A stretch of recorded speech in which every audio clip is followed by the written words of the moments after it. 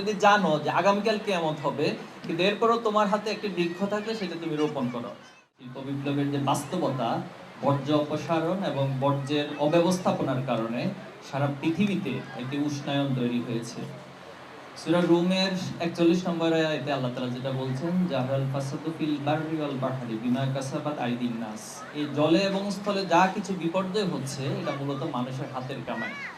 আমরা আমাদের পরিবেশের যে দায়বদ্ধতা ছিল, সেই দায়বদ্ধতার জায়গাকে উপেক্ষা করার কারণে পরিবেশ মাঝে মাঝে আমাদের বিপক্ষে দাঁড়িয়ে যায়, এবং এর কারণে আমরা দেখতে পাচ্ছি যে সারা পৃথিবীতে যে উষ্ণায়ন তৈরি হয়েছে, বন্যা, খরা, এরপরে প্রাকৃতিক যে দুর্যোগগুলো, এগুলো অতি মাত্রায় বেড়ে গেছে। এবং বাংলাদেশের এই প্রেক্ষাপটে যে 6 ঋতুর দেশ বলা হতো, এটা এখন আর ওইভাবে ফাংশনিং করছে না। যখন বর্ষাকাল থাকার কথা, তখন দেখা যাচ্ছে পুরো খরা হয়ে যাচ্ছে।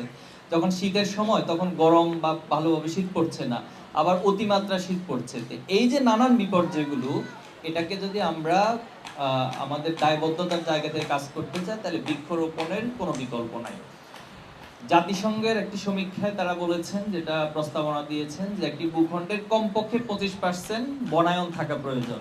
তো বাংলাদেশের সরকারের যেটা তথ্য, সেই অনুযায়ী বলা হচ্ছে বাংলাদেশে 17% মাত্র বনায়ন রয়েছে।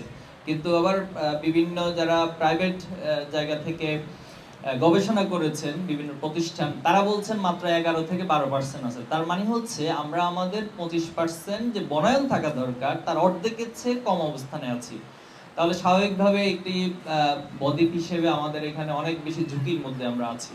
আলহামদুলিল্লাহ, বাংলাদেশ জামাত ইসলামী যুব বিভাগের উদ্যোগে যে কর্মসূচি গ্রহণ করা হয়েছে, আমরা প্লাস্টিক এবং এই জাতীয় বর্জ্যগুলো জমা দিয়ে গাছের চারা নিব। আশা করি খুবই এটি ইউনিক একটি আইডিয়া এবং খুবই চমৎকার একটা কর্মসূচি।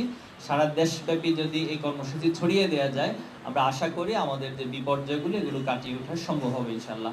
তো আল্লাহ রাসূলুল্লাহ সাল্লাম হাদিসে যেটা বলছে, মুসনাদে আহমদের একটা হাদিস, যে তুমি যদি জানো যে আগামীকাল কিয়ামত হবে, কিন্তু এরপরও তোমার হাতে একটি বৃক্ষ থাকলে সেটা তুমি রোপণ করো।